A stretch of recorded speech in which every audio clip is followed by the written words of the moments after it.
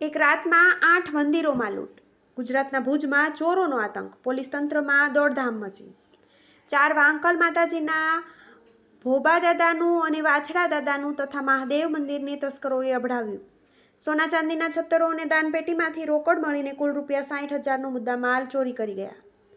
નખત્રાણા તાલુકાના વડવા ભોપા ગામે એક રાતમાં જ 8 મંદિર અને એક દુકાનમાં ચોરીના બનાવથી નાના એવા ગામમાં સનસનાટી મચી જવા પામી હતી. આ ઘટનાની જાણ થતાં જ પોલીસ તંત્રમાં દોડધામ મચી જવા પામી છે. પ્રાપ્ત વિગતો મુજબ તેમજ નખત્રાણા પોલીસે જણાવ્યા પ્રમાણે ચોરીનો બનાવ શુક્રવારે રાત્રિ દરમિયાન બન્યો હતો.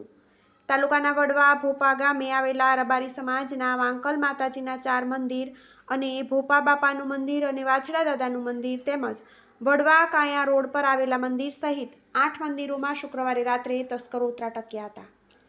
મંદિરોમાંથી સોના ચાંદીના છત્તરો અને દાનપેટીમાંથી રોકડ મળીને અંદાજે 60,000ના મુદ્દામાલની ચોરી કરી ગયા હતા, જ્યારે એક દુકાનમાંથી ચોરીનો પ્રયાસ કરાયો હતો.